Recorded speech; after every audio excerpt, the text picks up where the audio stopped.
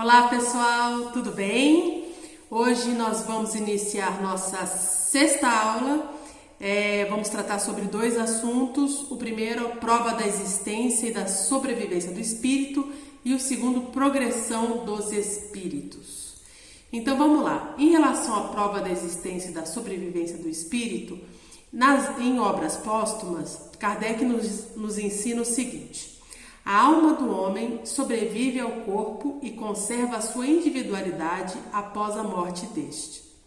Não sei se vocês sabem, mas Kardec tinha tanta coisa escrita que depois que ele desencarnou, houve esse trabalho de pegar esses escritos que ainda não haviam sido publicados, uni-los e criaram então esse livro que nós conhecemos como obras póstumas. Muito interessante. E aí ele segue ainda nesse livro, fala assim: provam a existência da alma os atos inteligentes do homem, por isso eles hão de ter uma causa inteligente e não uma causa inerte. Que ela independe da matéria está demonstrado de modo patente pelos fenômenos espíritas que a mostram agindo por si mesmas. E ele ainda continua e fala assim: a sobrevivência desta, a gente está falando da alma, é claro, a morte do corpo está provada de maneira irrecusável e até certo ponto palpável pelas comunicações espíritas. Sua individualidade é demonstrada pelo caráter e pelas qualidades peculiares a cada um. Essas qualidades que distinguem umas das outras almas, lhes constituem a personalidade. Além dessas provas inteligentes, há também a prova material das manifestações visuais ou aparições, tão frequentes e autênticas que não é lícito pô-las em dúvida. Aí Kardec ainda em obras póstumas. Bom, vamos lá. Nós já estudamos o espírito, já sabemos que ele é criação de Deus, que Deus é causa primária de todas as coisas. Nós já sabemos que o espírito advém do princípio inteligente, que emana de Deus, porque tudo emana de Deus. E esse princípio inteligente, nós estudamos na outra aula, que através do seu perispírito mantém a sua individualidade ao longo dos tempos, certo? Quanto mais moralmente evoluído, mais sutil o perispírito, mas continua sempre mantendo a sua individualidade. E aí a aula de hoje é assim, tá? E como é que a gente prova? Existe prova que realmente, além de nós sermos espíritos e de nós termos o nosso perispírito e nós mantermos a nossa individualidade, realmente existe uma prova que isso acontece? E aí vem o espiritismo e através de uma longa lista faz essa comprovação, como diz aqui Kardec, de uma forma tão irrefutável que seria até ilícito dizer que não existe. Então eu vou trazer para vocês alguns dos exemplos que vão refrescar nossa mente para fazer essa comprovação. Vamos lá? Primeiro, fenômeno de exteriorização da alma, clarividência sonambúlica. O que é isso? Existem algumas pessoas que, quando dormem, se desdobram de forma consciente. Saem do corpo, veem o corpo. Às vezes caminham pela casa, às vezes criam mais segurança e vão a outros lugares, às vezes a casa de pessoas, às vezes em outros estados. Existem aqueles tão evoluídos que conseguem ir para outros planetas. Isso é desdobrado. O que é interessante disso? O nosso corpo, ele está dormindo, correto? Está de olho fechado, ou seja, os sentidos, eles não são perceptíveis quando a gente está dormindo. Vocês já viram muita gente falando assim, nossa, a pessoa teve um vazamento de gás e a pessoa morreu. Pô, mas não sentiu o cheiro? Não sente. Quando a gente está dormindo, os nossos sentidos, na sua maior parte, estão desligados. A gente, se muito, acho que a audição é o que fica um pouco mais ligada. Então, dependendo do barulho, você acorda. mas você não tem a percepção de cheiro, não tem outras percepções. Mas quando você está nesse estado sonambúlico, você sai, você vê, você ouve, você percebe tudo, você fala com outros seres. Ou seja, como é que poderia ser feito isso se você não tivesse a individualidade e se o seu espírito não tivesse essa capacidade, não é mesmo? Então, esse é um ótimo exemplo de que sim, mantém-se a individualidade, né? E somos seres da criação imortais, não é mesmo? Olha outro exemplo. A gente tem aqui casas mal assombradas e transporte de objetos. Como é que os espíritos fazem isso? Né? A gente lembra da primeira aula que a gente falou que o início do espiritismo teve um caso muito famoso em Edesville, que era das irmãs Fox, que tinham batidas na parede. Quem fazia aquelas batidas? Era aquele cara que havia sido morto e enterrado naquela casa e que estava dizendo que estava lá, né? Que ele ainda estava vivo, né? Porque apesar da morte do corpo, ele continuava vivo. Então, eles começaram a se comunicar através de batidas.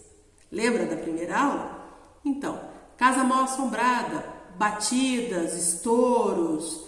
É comum a gente assistir em filme de terror, né? Tá tudo quieto, aí de repente vem aquele vaso do nada e pá, quebra, né? Isso nada mais é do que comunicação do espírito desencarnado. É lógico que um espírito que está quebrando as coisas, muitas vezes não é um espírito que quer fazer uma comunicação agradável de cunho moral, né? Porque nós sabemos que a partir do momento que nós somos, independente de nós estarmos encarnados ou desencarnados, continuamos a ser.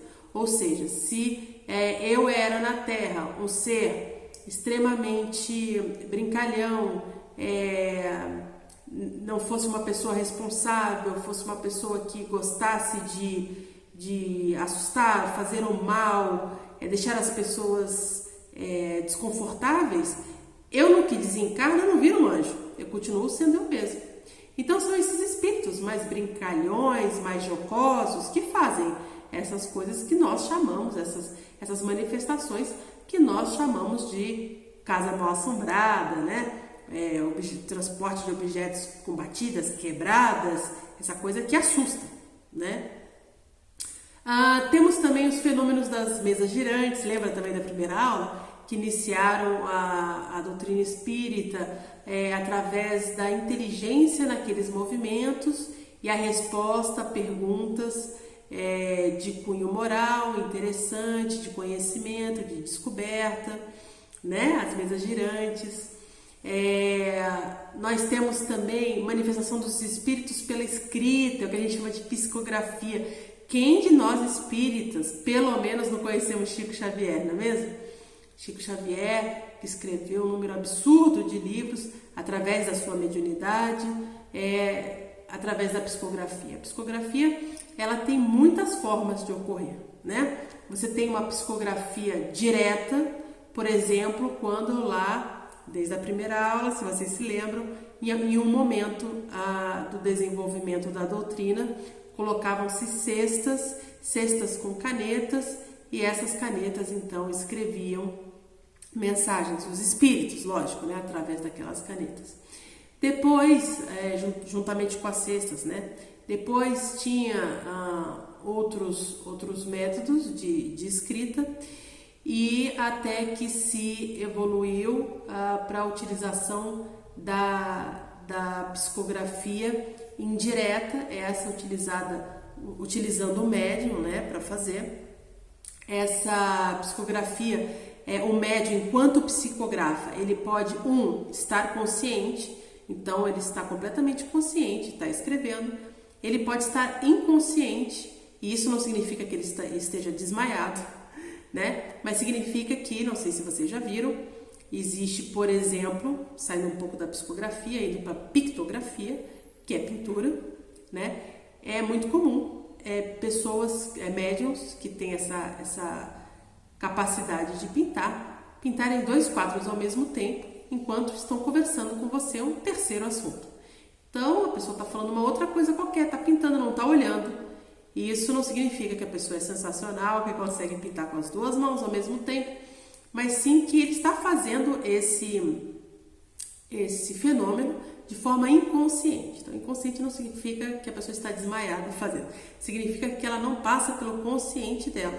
Então, ela faz de forma automática e pode ser consciente ou inconsciente. E ainda existe uma forma muito interessante que chama pneumatografia. É uma escrita que não depende de ninguém. Simplesmente você deixa o papel. É muito comum, deixa o papel dobrado, o papel numa gaveta e em um certo momento você pega esse papel e esse papel está escrito. Ninguém escreveu, nem o médium escreveu, nem tinha uma caneta escrevendo, nem uma cesta com uma caneta, não, nada além do papel. Essa é uma outra forma também de manifestação dos espíritos, de forma escrita, para trazer uma mensagem. Às vezes moral e maravilhosa, e às vezes uma bobagem também, mas de qualquer forma é assim que eles se comunicam. Nós temos ainda a manifestação do espírito pela audição e pela palavra, né? Nós temos médiuns que ouvem o espírito como uma outra pessoa. Então o médium tem a capacidade de ouvir, então o espírito fala: meu nome é João, eu passei por tal coisa, eu estou desencarnado, eu gostaria disso, eu queria trazer essa mensagem. Essa é uma forma. Tem uma outra forma, que é a forma que o espírito recebe aquela ideia daquele espírito, muitas vezes comunica essa ideia e só depois que ela comunica, que ela ouve e entende o teor da mensagem. É muito interessante. São formas diferentes também. Tem mais. Aparição e materialização de espíritos. Bom, a gente tem aparição, e geralmente essa aparição é mais comum para médiuns clarividentes, que é o quê? Então, eu estou aqui, eu desencarnei, um médium que tem a capacidade de clarividência, que significa enxergar, né, os espíritos. Ele vê o meu perispírito e fala: olha, a Letícia está aqui, ela está aqui conosco hoje. Por quê? Porque ele vê. Mais comum são os médiuns ver. Mas existe uma aparição que chama-se materialização. Essa materialização, que mais para frente a gente vai estudar, ela é tão palpável e é tão visível que qualquer pessoa vê. Então o espírito ele vai utilizar o ectoplasma dos médiuns daquela reunião, daquele momento, e vai se materializar. É de matéria mesmo. Você bate o olho e você fala: nossa, olha ali, todo mundo vê. Você não precisa ter uma mediunidade de clarividência. Seguindo ainda, a gente tem o fenômeno da xenoglosia, que é pessoas que não têm conhecimento algum de uma língua estrangeira. Muitas vezes mal sabem falar o português, escrever o português, e psicografam ou mesmo fazem a psicofonia, que é a fala, em outra língua completamente diferente, completamente correto, com conteúdo perfeito, e não tem ideia do que estão falando, porque não conhecem aquela língua, né? Isso é muito interessante. Existe também a transcomunicação instrumental, TCI. O que é isso? É a utilização de meios tecnológicos para a manifestação dos espíritos. No começo, muitos de nós já viu, né? Lá atrás, gravava assim em fita, né? Os americanos têm muito costume disso, né? Fazer os Ghostbusters, caça aos fantasmas, né? Não tanto às vezes com essa pesquisa espiritual como nós fazemos, espírita, para ajudar, mas no sentido de tirar, de descobrir quem está na casa, né? Naqueles casas mal assombradas e tal, e aí coloca um gravador, e aí ouve um chiado, às vezes ouve uma frase, ouve alguma coisa, né? É uma forma de comunicação. Mais modernamente, tem médiuns que fazem esse trabalho através de computadores, que os espíritos se comunicam através dos computadores. Eu acho que isso faz mais sentido hoje em dia, né? Mas essa transcomunicação é isso, é por via de rádio, sintonizar, às vezes está mal sintonizado por televisão, Alguns casos são conhecidos de médiuns que tinham essa capacidade através da televisão, do rádio, das fitas, mais modernamente de computador, conhecido médiuns que trabalham com os espíritos desencarnados que se comunicam através do computador. E essa é uma outra forma de comunicação que determina a individualização do ser, porque aquele ser ele se demonstra, fala quem é, fala em que época viveu, fala o que deseja explicar, pede para se comunicar com outras pessoas. Eu não sei se vocês chegaram a ver, uma época na televisão, puxa, eu não sei qual o canal, mas era na televisão paga, né? Tinha um programa que chamava Ghost Whispers, que era uma mulher que era médium e ela via os espíritos, e os espíritos sempre queriam trazer alguma mensagem para a família, queriam acertar algumas coisas que tinham feito errados e que não deixavam eles fazerem a passagem, né? É interessante, assim. Ela tinha essa faculdade de uma forma muito comum, muito natural, ela estava acostumada. Então é um filme legal aí para quarentena, quem tiver, eu não sei se consegue pela internet, para falar a verdade, porque eu assisti isso há muito tempo. Mas depois eu vou pôr o nome do programa aqui, quem sabe vocês consigam assistir. A gente também tem experiência de quase morte, né? Então é muito comum pessoas que durante um tempo têm a sua morte decretada, né? E aí quando parece que não vai mais, são ressuscitadas, né? E aí voltam à vida. E aí quando voltam à vida falam, nossa, eu vi minha vida toda passar em um segundo, eu vi um túnel, eu vi uma luz, ai, essa luz me chamava. É muito interessante porque você vai ver relatos desse em vários lugares do mundo, de pessoas com religiões diversas, inclusive sem religião. Tem um livro de um cara, que agora eu não me lembro, super famoso porque ele passou por isso, né? Ele é muito cético, médico, isso não existe. E aí ele passou por isso e aí ele começou a acreditar. E visões no leito da morte, que são essas pessoas que estão já quase desencarnando, que começam a ver seus familiares, muitas vezes vem o anjo guardião dele, vê aquelas pessoas iniciando o trabalho de desencarne, dependendo, lógico, do nível moral de elevação de cada um, né? Mas é muito comum, de qualquer forma, ver, estou vendo meu pai, minha tia, minha irmã, minha filha, pessoas que precederam a ele ou a ela naquele momento de desligamento do corpo físico.